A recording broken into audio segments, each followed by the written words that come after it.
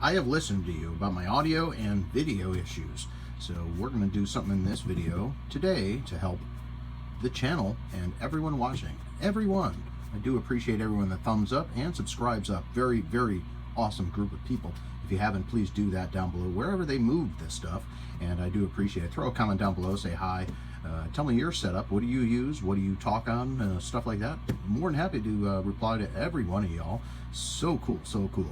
All right, we'll get to the video. Hey, what's going on? It's Eric. We're back again.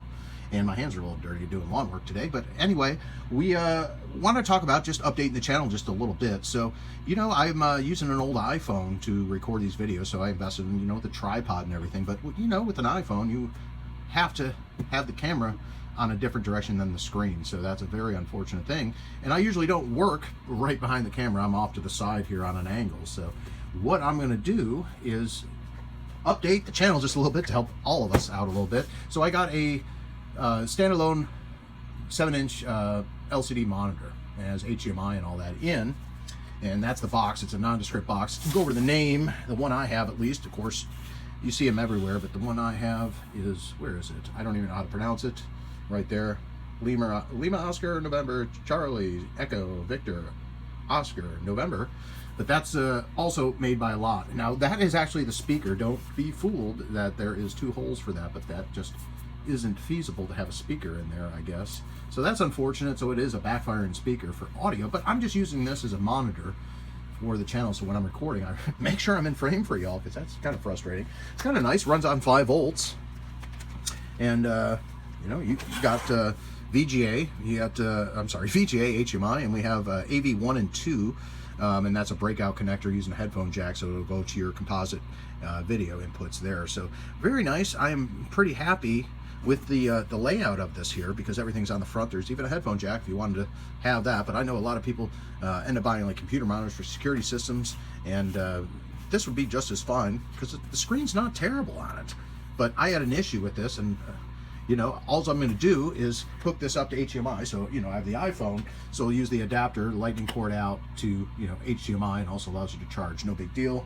We'll use an overpriced AudioQuest cable.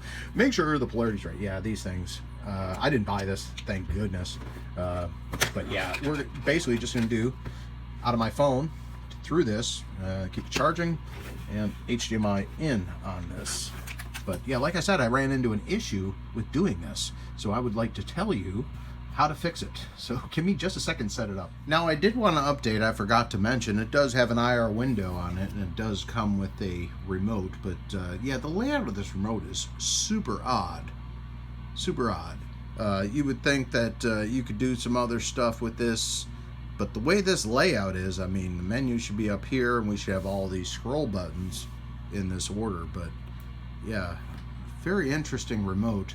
It's IR, so if you do have a learning remote, I would suggest using that, because even sometimes these buttons, it's all on one membrane, so you really got to push them down. But another good feature, so you don't have to worry about using this, if you have this just mounted out of reach, of course you do have a VESA mount on it, so you could mount it on a wall or just stick it. Of course, it's also car headrest, kind of how this was marketed. But the cool thing with this is, see, the power's off. We unplug the power and we plug it back in. I knew this would happen. It's always a pain to do. Plug it back in. We don't have power. But if we power it up, which is, see, it's a decent sized screen. You're very readable. And then we unplug it. I'm actually just pull the transformer real quick and power it back up. It comes right back. So it does keep the memory. It keeps the memory of the video as well. So if I keep it on VGA, turn it off, turn it back on, we're on VGA still. So that's really nice. Runs on 5 volts. So definitely a portable unit. You can get definitely a step down from 12 volts to 5 volts. Says in the transformer is 2 amps. So that's all right. Good, good, good. So what we want to talk about is this, because what I'm going to do is, I had this hooked up, but it fell out, of course. We're going to hook up the HDMI cable to it. So you can see, sorry, I have to look back here. I can't wait to use this. HMI cable plugged in. So it's now ready for HDMI input. We got AV1, AV2, VGA, AV1. We don't have HDMI on this unit. Why? Well, this is the interesting thing.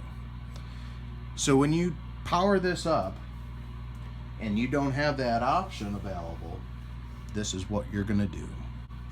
Now you think you would hit the menu button, right? Like a normal television. You're like, well, the HMI, something is wrong with it. So let's scroll down. You have to use a cryptic thing here. And we got function. See, we're going through. We got on-screen display, color, reset. Reset. Let's reset it, right? So we'll hit that arrow, reset it. And now we have to figure out how to reset it. We arrow over again, we up, say okay, and this is the enter. It's very odd. But this is also used in a lot of different, see, then a flash, so it resets. So now we should be able to do our VGA, AV1, AV2, AV3. No, that doesn't work, because what this really is a reset for each of the different signals that you have coming into it. So yeah, that doesn't work. So this is actually what you have to do to get it to work. So when I bought this, I was gonna return it and just did what I usually do and fiddled around with it. So we're going to talk about exactly how to get the service menu. That's what I'm calling it, a service menu. It's usually on some of the Samsung commercial televisions. But yeah, the menu will not help. Reset won't help. It just resets the picture settings you did for each input. So what we're going to do is hit the arrow down, or I'm sorry, arrow over and arrow up. And look, now we're in this service menu. It is so helpful because I know a lot of guys have these for Raspberry Pis and stuff. And let's see here. We have auto color, gain, offset, blah, blah, blah, blah, blah, blah, blah, blah. And we're worried about HDMI, which is set to off. Well, that's foolish. Well, it does make sense. You can turn off any of the other inputs so no one can just change this to do anything it's not supposed to do. But yeah, without the arrow and the up, the arrow right and up, you're not getting that reset. So those resets are very vague. Now it gets even more fun because this changes completely. It doesn't work like you would expect it to work. Now the side arrows are going to be your up and down here, not your up and down. So we have to go like this, and we're scrolling up. As you see, it's highlighting HDMI, and we're going to turn that. Now how do we select that? I'm going to say oppositely. No, maybe it's a, oh no, it's an arrow again.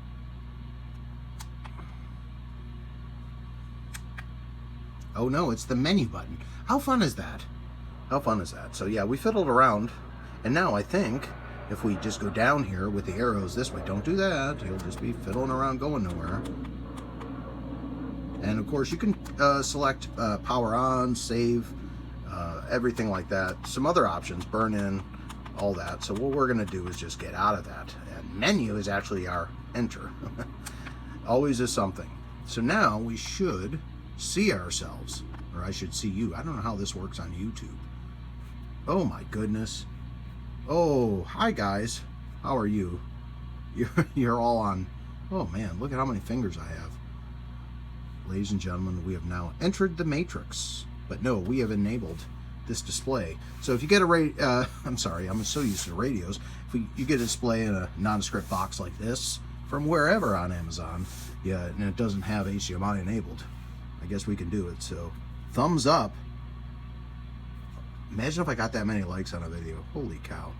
All right, 73 y'all. Hope it helps everybody out there to get this fixed. So you have your HDMI inputs and all that. 73's y'all.